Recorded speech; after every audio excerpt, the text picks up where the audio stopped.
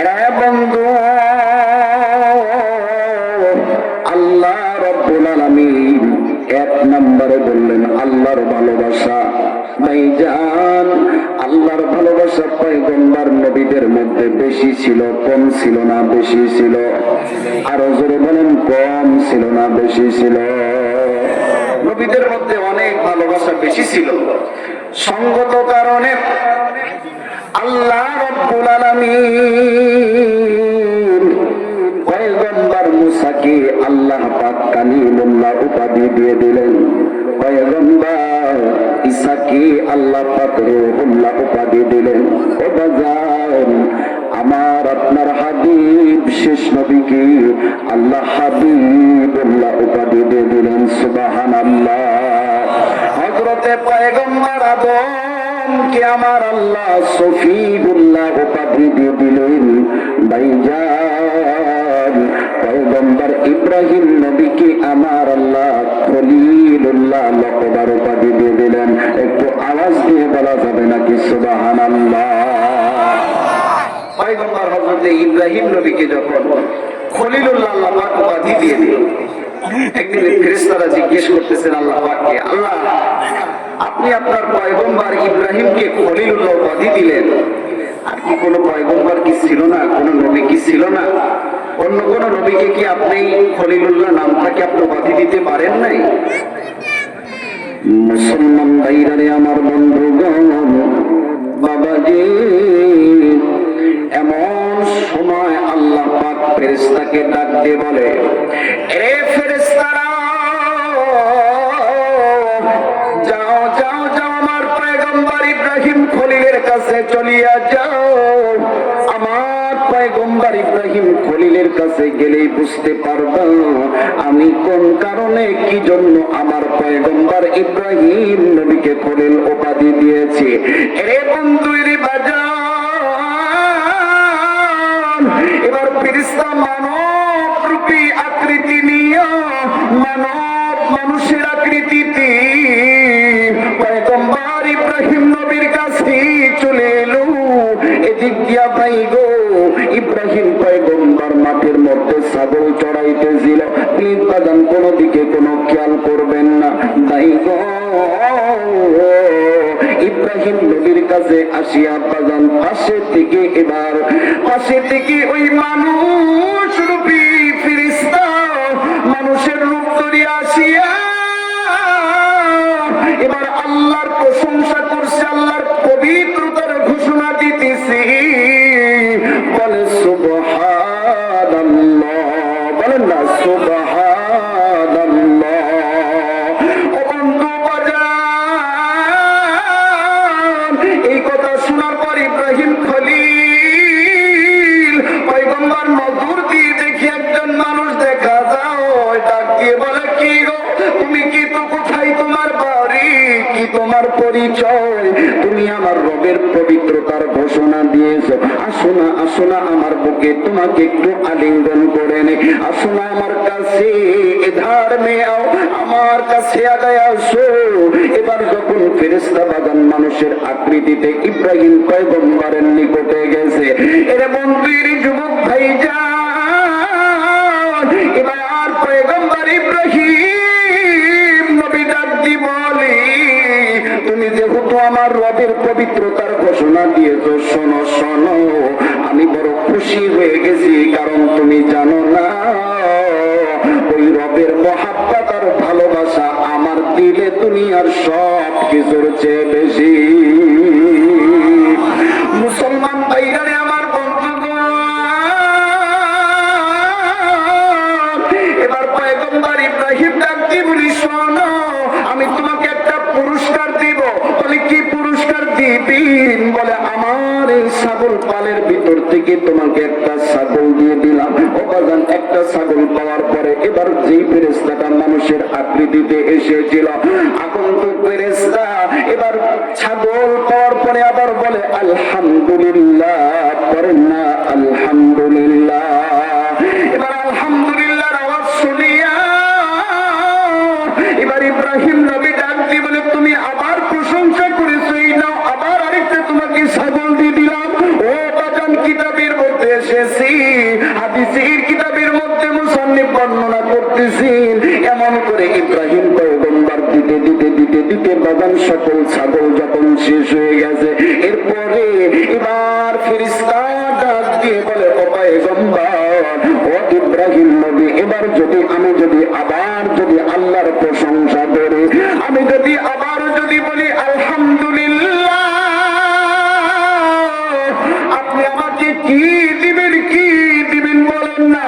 ইব্রাহিম পয়গম্বর ডাক দিয়ে বলে, শোনো শোনো, আমি তোমাকে আর কিছু হয়তো বা দিতে পারবো না, কিন্তু তোমার এই ছাগল পালের জন্য একজন রাখাল রাখবে কি লাগবে না? বলে হ্যাঁ জি, আমার একজন রাখাল লাগবে। বলে ওই রাখালটা আমি ইব্রাহিম পয়গম্বর হয়ে যাব। ও বাজান, ও বন্ধু, জিজ্ঞেস করতে চাই, কার ভালোবাসা? আরো আওয়াজ দিয়ে বলেন, কার ভালোবাসা? ওই রবির ভালোবাসা শুধু ইব্রাহিম পয়গম্বরের ভিতরেই নয়, আমার আপনার পয়গম্বর রহমাতুল লিল আলামিন শেষ নবীর উপরে বাজান কেমন নবীর দিলেও আল্লাহর প্রতি প্রেম মহব্বত আর ভালোবাসা ছিল। যেই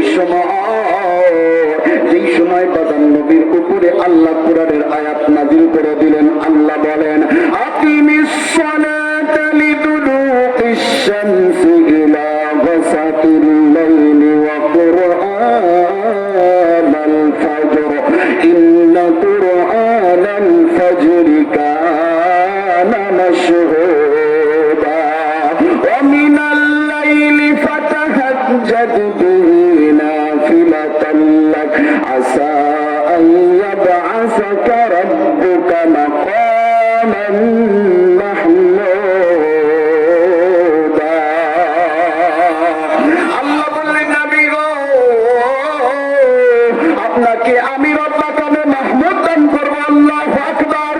এ বন্ধু বাজার, এই আয়াত যখন নবীর উপরে বাজার নাযিল হয়ে গেল, নবী আমার সারা রাত্রি ঘুমায় না, মালিকের দরবারে শুধু কান্না করে, নামাজের মধ্যে কান্না করে, সিজদায় কান্না করে, রুকুতে কান্না করে।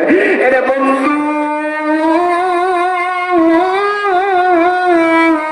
আল্লাহ পাক পবিত্র কুরআনুল কারীমের 29 নাম্বার পারায় হিফজুল কুরআনের 4 পৃষ্ঠা ব্যাপী একটা সূরা আল্লাহ নাযিল করিয়া, সূরা মুজাম্মিল নাযিল করিয়া নবীকে আল্লাহ সান্ত্বনা দিয়ে আল্লাহ বলে, ইয়া আইয়ুহাল মুজাম্মিল কুমিল লাইলা ইল্লা কালিলা নিসফাহু আও ইনকুস মিনহু কালিলান আও জিদ আলাইহি ওয়া রাত্তিলিল কুরআনা তারতীলা। আল্লাহ বললেন, নবীজি আর সারা রাত্রি জেগে আপনাকে নামাজ আদায় করতে হবে না। নবী গো, এবার রাতের কিছু অংশে আপনি আমার সঙ্গে কথা বলার জন্য আপনি আপনার উপরে নাযিলকৃত কিতাব পবিত্র কুরআনুল কারীমের তিলাওয়াত করেন, তবুও আমি আপনার নামায় আমলে সালাত দিতেই থাকবো। একটু আওয়াজ দিয়ে বলেন সুবহানাল্লাহ। আরে বন্ধুর বাবাজি, আমি আপনাদেরকে জিজ্ঞেস করতে চাই, কলিজার টুকরা দেবারিয়াবাসী, ও আমার বাবার বয়সী মুরব্বীরা, কলিজার টুকরা যুবক ভাইরা, বলেন তো দেখি, আমার আপনার নবীর জীবনে কি কোনো গুনাহ ছিল? কথা বলেন বাজান, নবীর জীবনে কোনো গুনাহ ছিল? আল্লাহ তো পবিত্র কুরআনে আগেই ঘোষণা করেছেন, লিয়াগফির লাকাল্লাহু মা তাকাদ্দামা মিন যামবিক ওয়া মা তাআখার ওয়া ইউতিম্মা নি'মাতাহু আলাইকা ওয়া ইয়াহদিয়াকা সিরাতাম মুস্তাকিমা।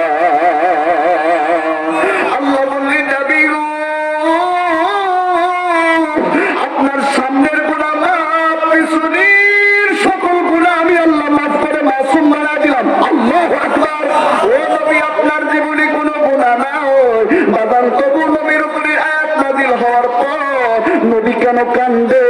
নবী শুধু রবের কাছে কান্দে আমার আপনার জন্য, উম্মতের জন্য। কথা বলেন ঠিক কিনা? আরে বন্ধুরে বাবাজি, ও বাজান, ওই নবী কি আমার আল্লাহ সাত আসমানের উপরে সিদরাতুল মুনতাহার সাজবে দিয়াও আপনারা সকলেই মেরাজের ঘটনা আপনাদের ইমাম খতিব সাহেবের জবান থেকে জুমার আলোচনায় শুনেছেন। বন্ধু, যেই কথাটা আমি আপনাদের সামনে বলতে চাচ্ছি সেটা হলো এই, আমার আপনার নবীকে আমার আল্লাহ আরশে আজিমে নিয়াও আল্লাহর পাশে বসাইয়া আল্লাহ 50 ওয়াক্ত নামাজ যখন দিয়ে দিলেন, বাগান ষষ্ঠ আসমানে আসার পরে পয়গম্বর ইব্রাহিম পয়গম্বর মুসা নবীর সঙ্গে দেখা হয়ে গেল। মুসা নবী ডাক দিয়ে বলে, নবী আপনি যান যান, চলিয়া যান প্রভুর কাছে, আবার রবের কাছে যাইয়া কুমায় নিয়ে আসেন। ও বাগান কুমাইতে কুমাইতে যখন 5 ওয়াক্তের অবশিষ্ট থাকলো, এবার নবী আমার যখন দুনিয়াতে চলে আসবে এমন সময় আল্লাহ পাক ডাক দিয়ে বলেন, বন্ধু হাবিব একটু অপেক্ষা করেন, একটু দাঁড়ান, আমি আপনাকে একটা কথা বলতে চাই। আমার নবী ডাক দিয়ে বলে, আল্লাহ গো, আবার কি কথা বলবেন? আল্লাহ ডাক দিয়ে বলে, বন্ধু আপনার উপরে যে আমি 50 ওয়াক্ত নামাজ ফরজ করেছিলাম, ও বন্ধু কমাইতে কমাইতে এখন আর মাত্র 5 ওয়াক্ত নামাজ অবশিষ্ট। আপনার উম্মতের যাইয়াও আপনি জানিয়ে দিয়েন গো নবীজি, আপনার কোন উম্মত যদি এই 5 ওয়াক্ত নামাজ আমি রবের ভালোবাসা নিয়ে, মোহাব্বত নিয়ে, আপনার প্রেমে পাগল হইয়া অগবন্ধ কেউ যদি আদায় করতে পারে সঠিক সময়, আমি আল্লাহ রাব্বুল আলামিন জানিয়ে দিলাম 50 ওয়াক্ত নামাজ পড়লে যেই সওয়াব হইত, 5 ওয়াক্ত নামাজ পড়ার কারণে সেই 50 ওয়াক্ত নামাজের সওয়াব নামায় আমলে দিয়া দেব। আরে বন্ধু, আমি লম্বা চওড়া কোনো আলোচনা করতে পারবো না। ও বন্ধু বাজান, আল্লাহ রাব্বুল আলামিন বলেছে 3 জিনিসের ভালোবাসা 8 জিনিসের তুলনায় বেশি থাকতে হবে। মনে আছে কি নাই? কথা বলেন বাজান, মনে আছে কি না? তাই গো, ওই রবের ভালোবাসা যাদের অন্তরে থাকবে তারাই তো নামাজি হবে। ওই রবের ভালোবাসা যাদের অন্তরে থাকবে, এই তো সামনেই বাদান রমাজানুল মুবারক, তারাই তো রোজা রাখবে। কথা বলেন ঠিক কিনা? আল্লাহ রাব্বুল আলামিন বলেছি, বান্দা তুমি বিপদে পড়েছ, দুনিয়ার কোন তন্ত্র মন্ত্র নয়, দুনিয়ার কোন খাজা বাবার কাছে নয়। একজন ইমানদার বাগান কখনো শিরিক বিদআত করতে পারে না। কথা বলেন ঠিক কিনা?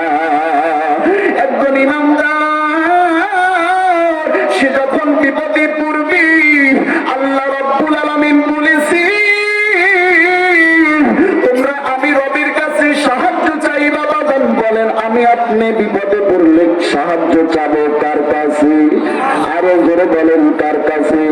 নামাজে তো আমরা পড়ি, পড়েন না, ইয়াকা না'বুদু ওয়া ইয়াকা নাস্তাইন। পড়েন পড়েন, জানা আছে না? পড়েন, সব হবে, হবে তো 10 নাকি? পড়েন না, ইয়াকা না'বুদু ওয়া ইয়াকা নাস্তাইন। আরেকবার পড়েন, ইয়াকা না'বুদু ওয়া ইয়াকা নাস্তাইন। ইবাদত করি কার?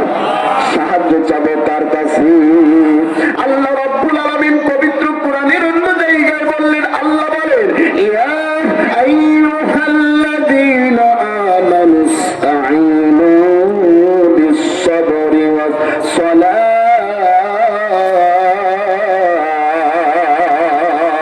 যেই মানুষগুলি প্রকৃত ইমানদার হবে বাজার, ওই মানুষগুলো সাহায্য চাবে কার কাছে? আরো জোরে বলেন, কার কাছে সাহায্য চাবে? এই মানুষগুলো প্রকৃত ইমানদার হবে, সত্যিকারের মুরিদ দেওয়া হবে, ওই মানুষগুলো সাহায্য চাবে কার কাছে? ইবাদত করবে কার? আমাদেরকে সাহায্য করবেন কে? বিপদে পড়লে সাহায্য করবেন কে?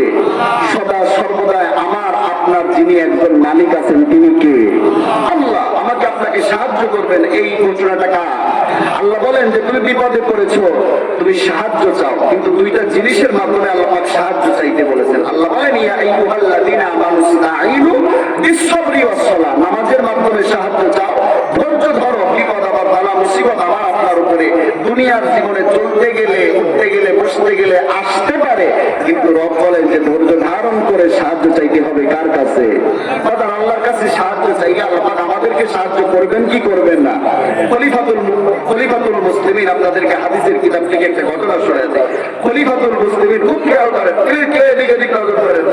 খলিফাতুল মুসলিমিন হযরত ওমর রাদিয়াল্লাহু তাআলা অর্ধ জাহানের খলিফা ছিলেন, কথা বলেন ঠিক কিনা? শাসন আমল হযরত ওমর রাদিয়াল্লাহু তাআলা, হযরত ওমর ফারুক রাদিয়াল্লাহু তাআলা, তিনার একটা অভ্যাস ছিল, রাত্রি যখন হইতো গভীর রজনীতে সে মদিনার অলিতে গলিতে ঘুরে বেড়াতো, দেখতেন কি আছে না খেয়ে, কি আছে অভাবী, কি আছে কষ্টে, কি আছে দুঃখে, এই জিনিসগুলো একজন খলিফা হয়ে পর্যবেক্ষণ করতেন। তো এমনই একদিন হযরত ওমর ফারুক রাদিয়াল্লাহু তাআলা বের হয়েছেন মদিনার পথে, যেতে যেতে যেতে যেতে একদম মদিনার একটা ছোট্ট একটা গলিতে ঢুকে একটা তাঁবুর কাছে গেছে। এই তাঁবুর কাছে যাওয়ার পর তাঁবুর ভিতর থেকে কান্নার আওয়াজ আসতেছে। একটা ছোট্ট মেয়ে, একটা ছেলে মার কাছে কান্না করে বলতেছে, মা, বাবা যতদিন বেঁচে ছিল দুনিয়াতে, বাবা আমাদেরকে মাঝে মাঝে একটু ভালো কিছু খাওয়ার জন্য আয়োজন করতো। মা, আমাদের আজ বহুদিন হলো মা বাবা নাই, তাই কি আমাদের কি আর কেউ নাই? আমাদেরকে কি আর ভালো খাবারের মতো ব্যবস্থা করার মতো কেউ নাই? মা জননী চোখের পানি ছেড়ে দিয়ে বলতেছে, বাবা রে, মা রে, দেখো এখন আমি তোমাদের মা, আমি তোমাদের বাবা। কারণ বাবা যার নাই সেই বুঝে যে কত বড় সম্পদ পৃথিবীতে হারিয়েছে, কথা বলেন ঠিক কিনা? তো মা বলতেছে যে দেখো, আমি তোমাদের জন্য একটু খাবারের ব্যবস্থা করবো, একটু তোমরা ধৈর্য ধরো।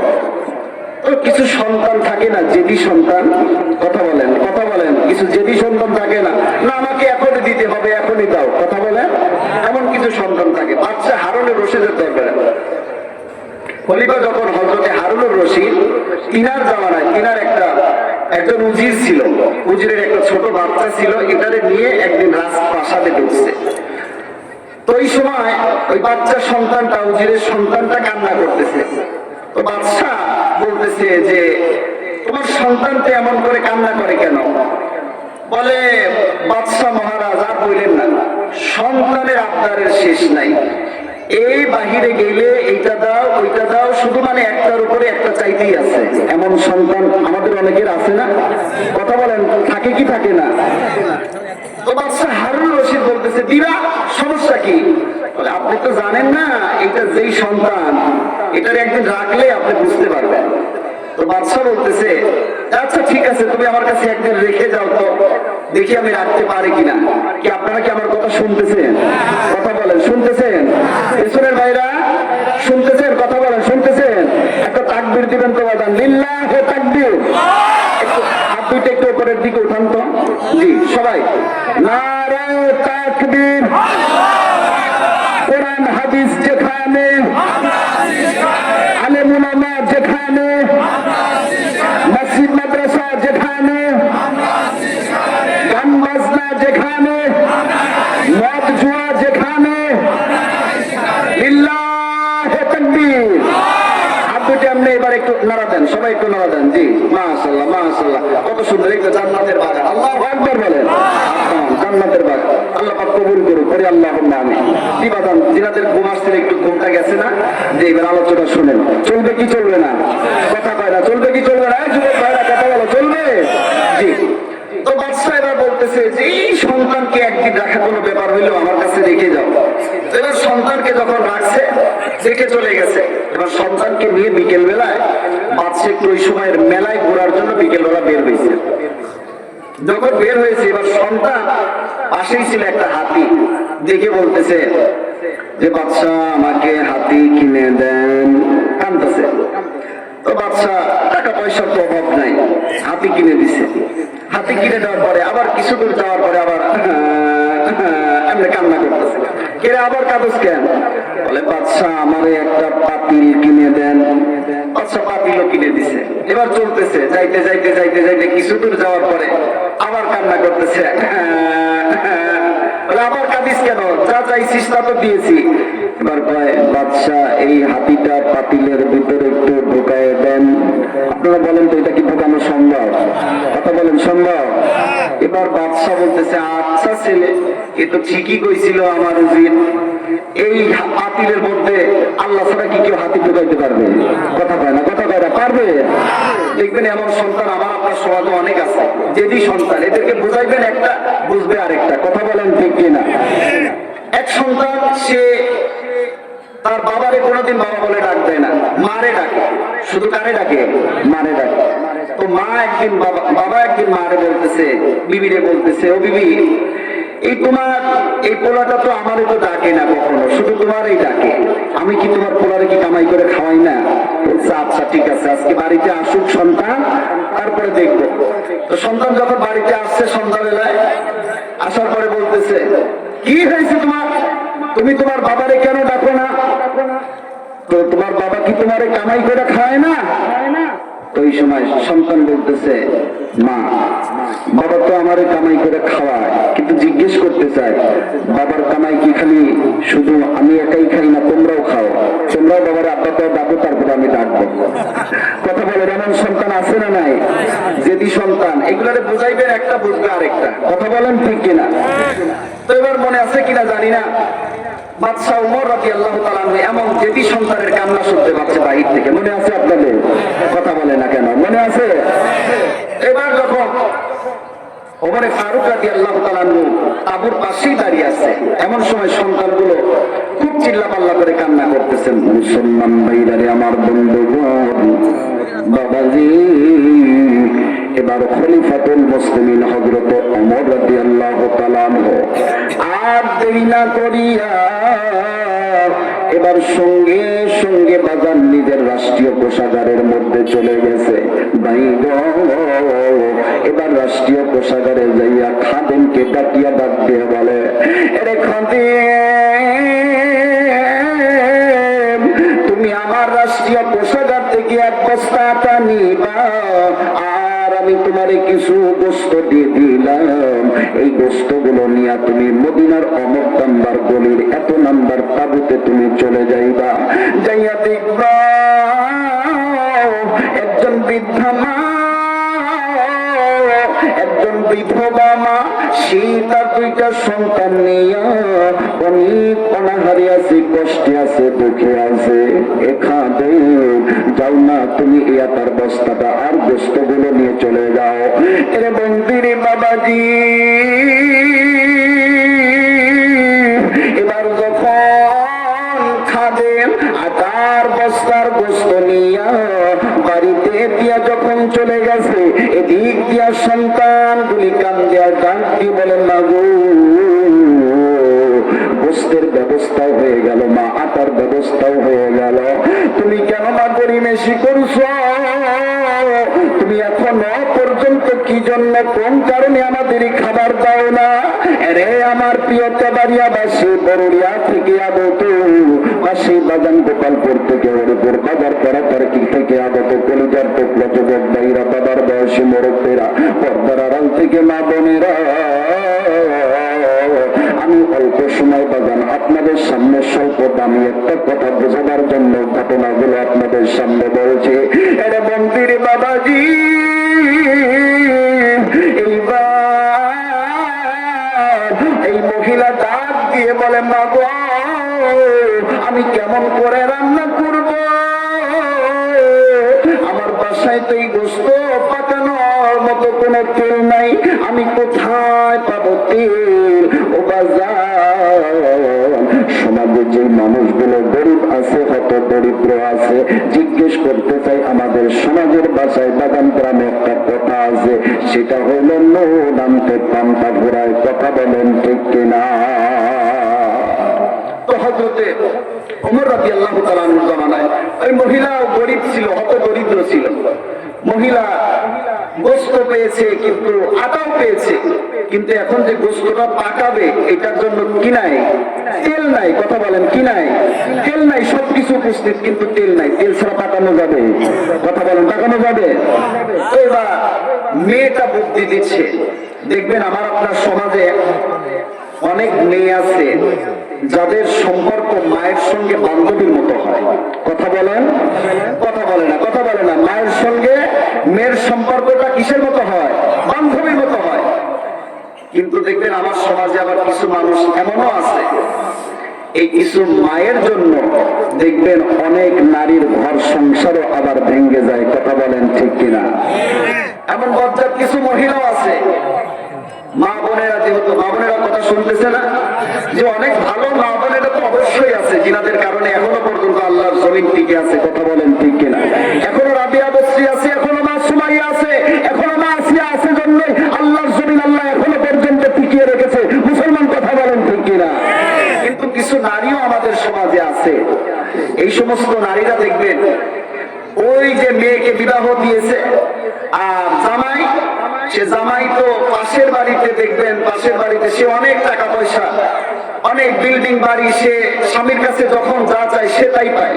কিন্তু সে তো গরিব মানুষ, সে তো ওই যে নুন আনতে পান্তা পুরায়, সে তো পারে না। এই জন্য মা বোনদেরকে বলবো যে স্বামীর এবিলিটি বুঝে এরপরে স্বামীর কাছে কোনো কিছুর আবদার করলো। কথা বলেন ঠিক কিনা? তাইলে ওই সংসার সুখের হবে, অন্যেরটা দেখা যাবে না। কথা বলেন ঠিক কিনা? আজকে তো আমার আপনার সমাজে শুধু ইফতিজিং এর মামলার আসামিটা শুধু যুবক ভাইদেরকেই করা হয়। কথা বলেন ঠিক কিনা? যুবকরা, কথা বলেন ঠিক কিনা? শুধু পুরুষদেরকেই করা হয়। কিন্তু এই পুরুষদেরকে আমরাও চাই যে ইফতিজিং এর মামলার আসামি এবং তাদেরকে কঠিন শাস্তির ব্যবস্থা করা হোক। কিন্তু তার আগে খতিয়ে দেখতে হবে যে আমার আপনার সমাজ আজকে নষ্ট হইতেছে কিছু এই বেদনা নারীর কারণে, যারা যুবকদেরকে নিজেদের দিকে আকৃষ্ট করার জন্য বেহায়া আর নির্লজ্জের মতো ঘুরে বেড়ায়। কথা বলেন ঠিক কিনা? এই জন্য দেখবেন অনেক সমাজ, অনেক পরিবার নষ্ট হয়ে যায় মায়ের কারণে। ওই যে মা বলে যে তোমার দিতে পারবে না তো বিয়ে করছিল কেন? কথা বলেন, তোমার দিতে পারবে না তো বিয়ে করছিল কেন? চলে আসো বাড়িতে, আরেক জায়গায় বিয়ে দেবো। কথা বলেন, এইগুলোর কারণে সমাজ নষ্ট হয়, এইগুলোর কারণে সংসার ভেঙে যায়। মা তোমার সম্মান তো দিয়েছে আল্লাহ পাক। কথা বলেন ঠিক কিনা? তুমি ধৈর্য ধারণ করো। আল্লাহ বলছেন ইয়া আইয়ুহাল্লাযীনা আমানু ইসতাঈনু বিস-সাবরি ওয়াস-সালাহ। ধৈর্য ধারণ করো নামাজের মাধ্যমে এবং ধৈর্যের মাধ্যমে। কথাটা কার? আরো জোরে বলেন, কথাটা কার? এবার ওই মহিলাকে এবার মেয়ে বুদ্ধি দিচ্ছে, না তেল যেহেতু বাড়িতে নাই, তাইলে তুমি পাশের বাড়ি থেকে তেল একটু হাওলাত করে নিয়ে আসো। কে বুদ্ধি দিচ্ছে? মেয়ে বুদ্ধি দিচ্ছে। মুসলমান ভাইরারে আমার বন্ধু, এবার মেয়ের বুদ্ধি শোনার পর মা এবার ডাক দিয়ে বলতেছে, না রে এ মা, তুমি তো আসলে সত্যি ভালো বুদ্ধি দিয়েছো। যাই না পাশের বাড়িতে যাইয়া একটু তেল আমি নিয়ে আসি, তোমরা একটু ধৈর্য ধারণ করো। ও বন্ধু, ও বাগান, এবার দেখেন বাগান একটা ফোঁটা চোখের পানি পড়ে কিনা। ওই মহিলা এবার যখন তেল আনার জন্য বাগান পাশের বাড়িতে চলে গেল, যাইয়া ডাক দিয়ে বলতেছে, মা গো, আমাকে কি একটু তেল হাওলাত দেওয়া যাবে কিনা? ও বন্ধু, বাজান, আমার আপনার সমাজে, আমার আপনার বাড়ির পাশের বাড়িতেই দেখবেন অভাবী আছে, অভাবগ্রস্ত এমন অনেক মানুষ আছে না নাই? কথা বলেন, আছে না নাই? যদি আমার বলেছেন এই মানুষদেরকে, যে মানুষগুলা সাহায্য করবে, এই মানুষগুলোকে কেউ যদি টাকা ধার দেয়, খরচ দেয়, আমার আল্লাহ পাক ওই দান করার চেয়ে ওই বান্দা বান্দির প্রতি বেশি খুশি হয়ে যাবে। আল্লাহু আকবার বলেন। কারণ বাদান খরচ নিয়েছেন, দিন নিয়েছেন বাদান আল্লাহ আমাদের থেকে। আল্লাহ নিজেই বলেছেন, মান জাল্লাযী ইউকরিদুল্লাহ করদান হাসানা। এর বন্দির বাবাজি, এবার মহিলা ডাক দি বলি, বোন রে, তুমি কি আমাকে এক বাটি তেল দিবানি? মহিলা ডাক দি বলে, মা গো, আমি তোমার তেল দিতে পারি, তোমাকে তেল দিব, এইটার জন্য একটা সাক্ষী লাগবে, একজন সাক্ষী লাগবে। সাক্ষী মহিলা ডাক দিয়ে বলে, এই জায়গায় আমার তো তেমন কোন সাক্ষী নাই, আমার সাক্ষী হইল আমার আল্লাহ। বাগান ধরে বলেন সাক্ষীকে? আল্লাহ কি সাক্ষী রেখিবার মহিলা ডাক দিয়ে বলে, বন্ধু আমার সাক্ষী আমি আমার আল্লাহ কি বানাইলাম। বলে আচ্ছা ঠিক আছে, তুমি আল্লাহকেই সাক্ষী বানাও, কিন্তু বলো না আমি তোমাকে তেল দিব, এই তেলটা তুমি আমাদের কয় দিনের মধ্যে ফেরত দিবা? বলে 3 দিনের মধ্যে ফেরত দিব। বাগান এমন করে যখন কথা বলেবার বাটিটা হাতে দিয়েছে, 1 বাটি তেল নিয়ে এসেছি। বাগান লম্বা ঘটনা সংক্ষেপ করে দিলাম। এবার এই তেল নিয়ে আইসা বাড়িতে পাকানোর পরে, সন্তানদেরকে খাওয়ানোর পরে, বাগান এবার যখন একদিন চলে গেল, পরের দিন চলে গেল, বন্ধু সময় নিয়েছিল কয়দিন, দিন পরিশোধ করবে কয়দিনে? সবাই বলেন কয়দিন? চলে গেল কয়দিন? 2 দিন যখন চলে গেল, আর মাত্র 1 দিন বাকি থাকলো। 3য় দিন সকালবেলায় মহিলা এবার চিন্তা করতেছে, আল্লাহ এখনো তো আমার তেলের ব্যবস্থা হইল না, আমি এখন কোথায় যাব, কার কাছে যাই আমি তেল চাবো? আল্লাহ আমার তো কেউ নাই, আমার তো এই দুনিয়াতে আপনজন কেউ নাই গো আল্লাহ। এরে বন্ধু এবার মহিলা দুনিয়ার জমিনের কারো কাছে যায় না। আমার আপনার সমাজের নামাজি যদি মহিলা হয়তো স্বামীকে দেখবেন বলতো, স্বামী গো পাশের বাড়ির বিবির তার তো এই আছে সেই আছে, বলবে আমার নাই, বলবে তুমি তাদের মতো শুধু নিতে পারো না। কথা বলেন ঠিক কিনা? এরা বন্দির বাবাজি এখন তো সুখ দেওয়ার জন্য কত ব্যাংক বাজান আমাদের ডানে বামে আশেপাশে ঘুরে বেড়ায়। কথা বলেন ঠিক কিনা? এই তো আশা, এই তো বুড়ো, এই তো ঠেঙা মারা। কথা বলেন ঠিক কিনা? কিন্তু এই মহিলা তো এমন এক মহিলা, হযরত ওমরের জামানার মহিলা। মহিলা ডাকতে বলে, না না না, আমি দুনিয়ার কোন মানুষের কাছে যাব না। আল্লাহ তো বলেছেন, ইয়া আইয়ুহাল্লাযীনা আমানুস্তাঈনু বিস-সাবরি ওয়াস-সালাহ। আল্লাহ বলেছেন বান্দারে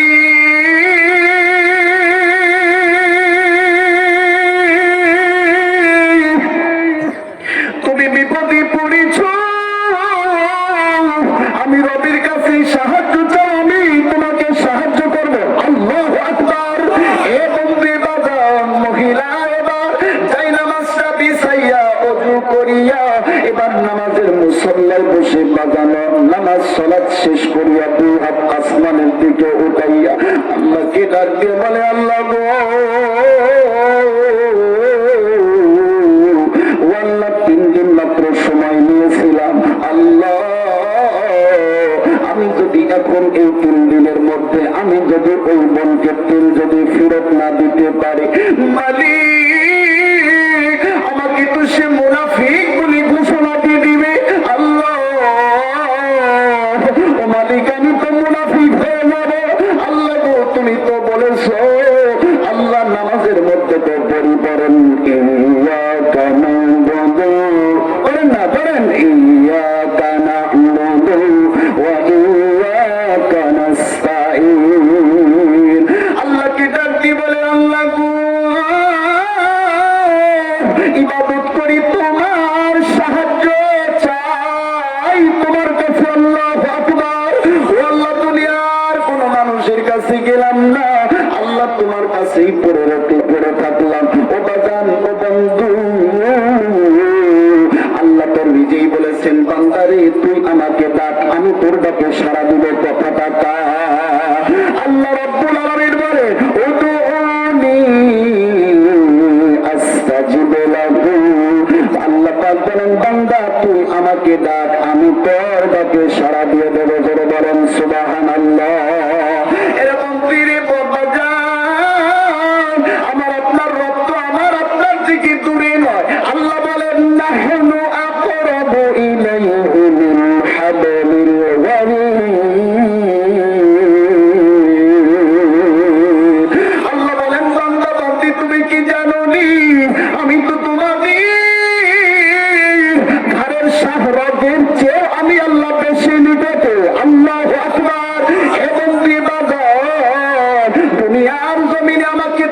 যেই রব পাঠিয়েছে, যেই রব আমাকে তোমাকে হাজারো নিয়ামতের মধ্যে বাগান দিয়ে রেখেছে, ওই রবকে ছেড়ে বাগান কোন পথে, কার পিছনে ঘুরছে, কোন পথে চলছ?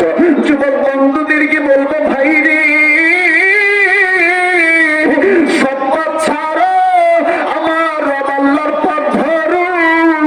আমার আল্লাহ সকল কিছুর দরজা আমার আপনার জন্য খুলে দিবে। কথা বলেন ঠিক কিনা?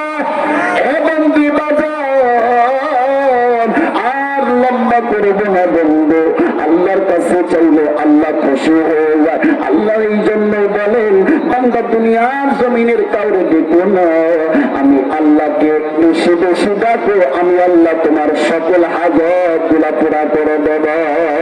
আল্লাহ রে, আল্লাহ রে ডাকরে বান্দা, আল্লাহ রে ডাকরে বান্দা, আল্লাহ বলে ডাক। আল্লাহ রে ডাকরে বান্দা, আল্লাহ রে ডাকরে বান্দা, আল্লাহ বলে ডাক। ও তারে ডাকতে পারলে, ও তারে ডাকতে পারলে তোর জীবনের গুনাহ হবে না।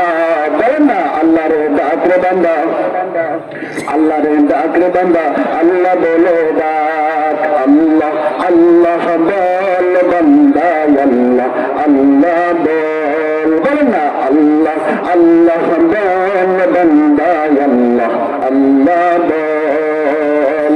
এবার ইলাহি পেতে হলে, মাওলার দিদার পেতে হলে, এবার ইলাহি পেতে হলে, নবীজির দিদার পেতে হলে, আগে মনের দরজা খোল। আল্লাহ আল্লাহ বল বান্দা, আল্লাহ আল্লাহ বল। আল্লাহ আল্লাহ বল বান্দা, আল্লাহ আল্লাহ বল। জোরে বলেন আল্লাহু আকবার, আর জোরে জোরে বলেন আল্লাহু আকবার। এরকম বাবাজি, এইবার মহিলা মায়েবার যখন নামাজ শেষ করে দোয়া শেষ করেছি, আমার রব আমার আল্লাহ মহিলার দোয়ার সে আজবি কবুল করে নিয়া আমার আল্লাহ একজন ছোট্ট একজন বাচ্চাকে নিজের আত্মীয়দের মধ্য থেকে তার সরব দিয়া একটা বাটি তেল আমার আল্লাহ ওই মহিলার কাছে পাঠায়া দিয়েছে। ও বন্ধু, ও বাজান, জিজ্ঞেস করতে চাই আপনাদের কাছে, প্রকৃত ইমানদার হইলে ওই রবের কাছে চাইলে যিনি আমাদেরকে সাহায্য করবেন তিনি কে? আরো জোরে বলেন তিনি কে? এবার ওই মহিলা তেলটা নিয়ে সন্ধ্যার বেলা ডোবার পূর্বে যেহেতু তেল ফিরিয়ে দিতে হবে, মহিলা বাজার এবার তেল নিয়ে এবার হাঁটি হাঁটি পা পা করে বাড়ির দিকে, ওই মহিলার বাড়ির দিকে যখন রওনা দিয়েছে, ভাই গো, মহিলা এবার তেল পেতে অনেক খুশি হয়ে গেছে। একটু জোরে জোরেই যখন পথ চলতেছিল, ইতিমধ্যে পাটির ভিতরে উঁচু কোনো একটা জিনিসের সঙ্গে হোঁচটকে বাজার মহিলা যখন পড়ে গেল, এবার তেলটাও জমিনের মধ্যে পড়ে গেল। ও বন্ধু, দেখেন না বাদান কি মজার কাহিনী। এরা ভাই গো, এবার মহিলা আল্লাহকে ডাক দিয়ে বলে, আল্লাহ তুমি দিলাইবা কেন, আবার নিলাইবা কেন? বাজা আমার আপনার সমাজে, আমার আপনার যদি আত্মীয় স্বজন, আমার আপনার সমাজের বেনামাজি মহিলা হইত, ওই সময় মহিলার জবান থেকে বের হইত, আল্লাহ বোধহয় আমারে ছাড়া আর কাউরে দেখে না। কথা বলেন ঠিক কিনা? কিন্তু না না, মহিলারা গান্ধিত না হইয়া সবরের গুণ অর্জন করিয়া বাগান ইতিপূর্বে নামাজের গুণ অর্জন করেছে, আর সবরের গুণ অর্জন করিয়া এই মহিলা এবার তেলির জায়গাটাকে চিহ্নিত করে দাগ দাগ দিয়ে এবার খলিফা হযরত ওমর রাদিয়াল্লাহু তাআলা আনহুর বাড়ির সামনে চলে গেছে। যাইয়া ডাক দিয়ে বলতেছে,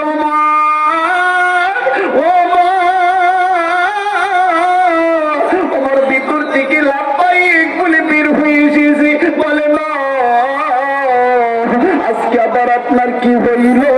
এবার বাগান মহিলা ডাক দিয়ে বলে, ওমর রে, ওমর তুমি তো আমার বাড়িতে আটা আর গোস্ত দিয়ে এসেছিলা, কিন্তু আমার তো বাড়িতে তেল ছিল না, আমি ধার করে খরচ নিয়েছিলাম তেল এক মহিলা থেকে। সকল ঘটনা যখন হযরতে ওমরকে খুলে বলেছি, হযরতে ওমর ডাক দিয়ে বলে, মা গো, এই মাত্র এক বাটি তেলের জন্য আপনি এত চিল্লা পাল্লা করতেছেন, এত চিল্লা চিল্লি করতেছেন? মা গো, আপনি ওয়েট করেন, আপনি এখানে অপেক্ষা করেন গো মা, আমি আপনার জন্য আমার রাষ্ট্রীয় কোষাগার থেকে আমি তেলের ব্যবস্থা করব। এরা বন্ধু, মহিলা ডাক দিয়ে বলে, ওমর রে, আমি তো তোমার দিকে রাষ্ট্রীয় কোষাগারের তেল নেওয়ার জন্য আসি না। বলে, না, তাইলে আপনি কম তেল নেওয়ার জন্য এসেছেন? ডাক দিয়ে বলে, মহিলা, ওমর রে, তুমি না একদিন মসজিদের মেম্বারে দাঁড়াইয়া বয়ান দিয়েছিলা, ও দুনিয়ার মানুষ শোনো, যেই মানুষটা প্রকৃত ইমানদার হয়, যেই মুমিন মানুষটা প্রকৃত মুমিন হয়, ওই মুমিন ব্যক্তির সম্পদ আমার আল্লাহর আসমানেও যায় না, জমিনও গ্রাস করে না। তাইলে তুমি আজকে আমাকে এখানে বলো গো, আমি মহিলা এখনো পর্যন্ত প্রকৃত ইমানদার হতে পারি নাই, আর না হয় তোমার কথা মিথ্যা। ওমর ডাক দিয়ে বলে, আপনি তো সাংঘাতিক মহিলা, আমি বুঝতে পেরেছি আপনি প্রকৃত ইমানদার। জোরে বলেন আল্লাহু আকবার। এর বন্দির বাবাজি, এবার হযরত ওমর বাড়ির ভিতরে যাইয়া বিবির ডাক দিয়ে বলে, বিবি, আমার তরবারি একটা দাও না। বলে, কোন তরবারি দিব? বলে, আমার ওই তরবারি দাও, যেই তরবারির ভিতরে খোদাই করে লেখা আছে আল্লাহর কালামের আয়াত, ওয়ালাউ আন্না আহলাল কুরা আমানু ওয়াত্তাকাউ লাফাতাহনা আলাইহিম বারাকাতিন মিনাস সামাই ওয়াল আরদ। জোরে বলেন আল্লাহু আকবার। আরো জোরে জোরে বলেন আল্লাহু আকবার।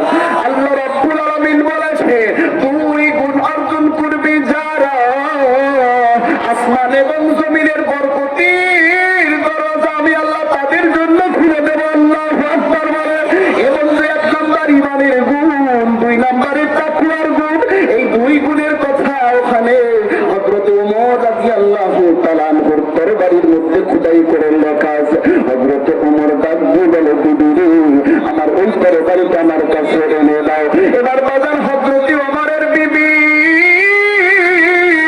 তরবারিটা এবার যখন এনে দিয়েছি, এবার তরবারি নিয়া এবার মহিলা ডাক দিয়ে বলে, ওমর তুমি আগে যাবা, আমি আগে যাব? বলে, না না না, মহিলাদের পুরুষের সামনে আগে যাওয়ার কোনো অনুমতি নাই। কথাটা কার? ও বাজান, মহিলা যতই শিক্ষিত হোক না কেন, মহিলার কখনো ইমামতি করার এই সুযোগ আমার আল্লাহ নারীদেরকে দেন নাই। কথা বলেন ঠিক কিনা? হযরত ওমর ডাক দিয়ে বলেন, মাগো, আপনি পিছে পিছে যাবেন, আমি আগে আগে যাব। এবার যখন বাজার সামনে হাঁটতেছি, হযরত ওমর পিছনে পিছনে মহিলা। এবার মহিলা পিছন থেকে কখনো বলে টানে, কখনো বলে বামে, কখনো সামনের দিকে যাও, এমন করে যখন রাহবারি করা, যাইতে যাইতে যখন ওই মহিলার ডাক দেওয়া ওই তেলের তেল করা জায়গায় যখন চলে গেছে, এর বন্ধু হযরতে ওমর এবার তেলের জায়গায় যাইয়া তরবারিটা বের করিয়া, ও বন্ধু, আল্লাহর উপরে তাওয়াক্কুল আর ভরসা করিয়া বিসমিল্লাহ বলিয়া তেলের উপরে বাগান এবার যখন হযরতে ওমরের তরবারিটা গেড়ে দিয়েছে, তরবারিটা দেওয়ার পর হযরতে ওমর ডাক দিয়ে বলে, জমিন রে, তুই এমন একজন মানুষের তেল গ্রহণ করেছিস, তুই কি দেখে শুনে, তুই কি পণ্যের তেল গ্রহণ করতে পারিস নাই, তুই এমন একজন মানুষের তেল হজম করেছি, সে তো এখন তেল ফেরত চায়। না না না, সে তো প্রকৃত ইমানদারি একজন বান্দি। এর জমিন তুই তেল ফেরত দে। তুই যদি তেল যদি ফিরিয়ে না দিস, তোর উপরে আমি এমন একটা ঘর আজকে নির্মাণ করব, কেমন পর্যন্ত ওই ঘরের মানুষগুলি তোরে লানত দিবে। এবার জমিন ডাক দিয়ে বলে, আল্লাহ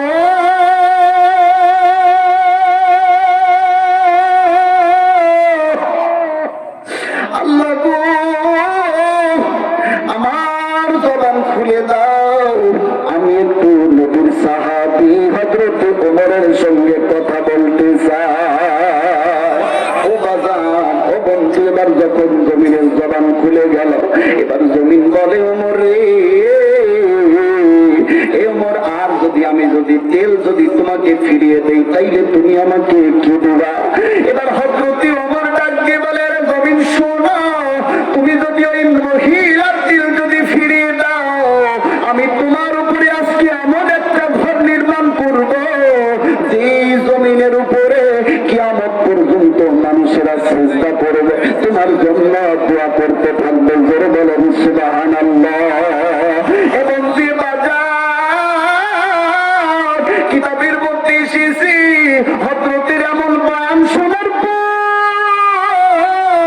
হযরত ওমর নজর করে দেখে, ও বন্ধু বাজার, আমার আপনার বাড়িতে মা বোনেরা যখন ভাত রান্না করে, তাই গো ভাতের যখন বাজান যখন ভাতের ফেনটা যখন উপর দিকে উঠলাইতে থাকে, ওইটা ভুলবোস করে উপরের দিকে উঠতে থাকে। কথা বলেন ঠিক কিনা? হযরত ওমর নজর করে দেখে রে, এমন করে জমিনের নিচ থেকে কেমন জানি বুসবুস করিয়া এবার তেল উঠতেছে। এবার মাকে ডাক দিয়ে বলে, মা বাটিটা আমার কাছে দিয়ে দেন। এবার যখন বাজানো হযরতে ওমর বাটি চেয়েছে, মহিলা ডাক দিয়ে বলে, ওমর, আগে আমি তেল নেব না, আগে তেলের কালারটা আমাকে দেখতে দাও। আল্লাহু আকবার। বলে, ওমর রে, আমি তো দুনিয়ার সাধারণ কোন তেল নেব না, আমার যেই তেল জমিন গ্রাস করেছে আমি ওই তেল নিতে চাই। আশ্চর্যজনক মহিলা। এরা বন্ধু হযরত ওমর ডাক দিয়ে বলে, আমার জীবনে তো আমি কোনদিন এমন ইমানদারির মহিলা দেখি না। মাগো, এই যে দেখেন না আপনার তেলের কালার, এই তেলের কালার একই ছিল কিনা? এবার মহিলা যখন দেখে হ্যাঁ কি ছিল, এবার মহিলা ডাক দিয়ে বলে, দেখবো কতটুকু তেল সে আমাকে ফেরত দেয়। আমার বাড়িতে একটা দাগ দেওয়া আছে, আমি কোমর নিব না, বেশিও নেব না। জোরে বলেন সুবহানাল্লাহ। বন্ধু, এইবার এই মহিলা তিনি যখন নির্দিষ্ট একটা সীমা যখন এঁকে দিল, এবার হযরতে ওমর বাটিখানা হাতে নিয়ে এবার জমিনের সঙ্গে যখন ধরে ফেলেছে, এবার জমিন আস্তে আস্তে করে তেল দিতেছে। দিতে দিতে বাদাম যখন বাটির সীমানা পর্যন্ত হয়ে গেছে, এবার তেল উঠাও বন্ধ হয়ে গেছে। আল্লাহু আকবার বলেন, আরো জোরে বলেন আল্লাহু আকবার। এবার মহিলা তেল দিয়ে চলে গেল। এবার হযরতে ওমর চলে যাবে, এমন সময় জমিন ডাক দিয়ে বলে, ওমর রে, তুমি না বলেছিলা তেল যদি ফিরিয়ে দিই আমার উপরে এমন একটা ঘর বানাইবা, ওমর, যেই ঘরের মানুষগুলো আমার জন্য দোয়া করবে। আমি আমার কথা রেখেছি, ওমর তুমি কি আমার কথা রাখবা না? হযরত ওমর রাদিয়াল্লাহু তাআলা আনহু বলে, জি মা, অবশ্যই আমি অবশ্যই তোমার জমিন তোমার কথা রাখবো। এবার হযরত ওমর, ও বাজান, এক নয় দুই নয়, হযরত ওমরের তরবারি দ্বারা 13টা দাগ দিলেন। কয়টা দাগ দিয়েছিলেন? সবাই বলেন কয় দাগ দিয়েছিলেন? 13টা যখন দাগ দেয়, অন্যান্য সাহাবীরা এসে ডাক দিয়ে বলে, ওমর তুমি এইটা কি করতেছো? বলে, আমি এইটা আল্লাহর ঘর মসজিদের জন্য কাতার বানাইতেছি। এরা বন্ধু এখনো পর্যন্ত বাগান যেই মানুষগুলি মক্কা মক্কা মদিনায় যায় ওই মানুষগুলো এখনো পর্যন্ত একটা মসজিদ দেখতে পায় বাগান। ওই দিন হযরতে ওমরের হাতে তাক দেওয়া মসজিদ, যেই মসজিদের নাম হইল মসজিদে ওমর। শুধু তাই নয়, ওই মসজিদ থেকে কয়েক মাইল দূরে বন্দী বাজার, ওই দিন ওই মহিলার জন্য আমার আল্লাহ যেই তেলটা ফেরত দিয়েছিলেন ওই তেলের খনিটা এখনো পর্যন্ত আছে বাজার। সৌদি সরকার এখনো পর্যন্ত প্রতিদিন লক্ষ লক্ষ বাগান মিলিয়ন বিলিয়ন লিটার লিটার তেল ওখান থেকে এখনো পর্যন্ত নিয়ে পুরা সৌদি শহরে সাপ্লাই করতেছে। একটু জোরে জোরে বলা যাবে নাকি সুবহানাল্লাহ? আরে মন্দির বাবাজি, হযরতে ওমর মসজিদ বানাইলে ও বাজার, আমার আপনার ইবাদতের সর্বপ্রথম ঘর তো বাগান দুনিয়ার জমিনে বাইতুল্লাহ আল্লাহ নির্মাণ করলেন।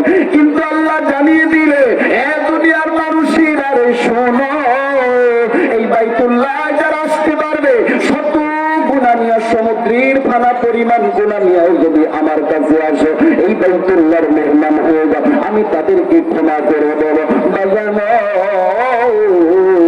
জিজ্ঞেস করতে চাই, আমরা সবাই কি বাইতুল্লাহর মুসাফির হতে পারবো? কথা বলেন, সবাই কি পারবো? কাউকে বা আল্লাহ সামর্থ্য দিলেন, কাউকে বা দিলেন না। আল্লাহ নিজেই বলেছেন হিজ্জুল বাইতি মান ইসতাতা ইলাইহি সাবিলা, আমি যে মানুষগুলোকে সামর্থ্য দিব তাদের উপরে আমি হজ্জে বাইতুল্লাহ ফরজ করব। ও বন্ধু, আমরা সবাই তো বাইতুল্লাহর মেহমান হতে পারবো না। ও বন্ধু বাবাজি, কিন্তু এই বাইতুল্লাহর একটা শাখা সারা দুনিয়ার জমিনের সকল জায়গায় আছে না নাই? আওয়াজ দিয়ে বলেন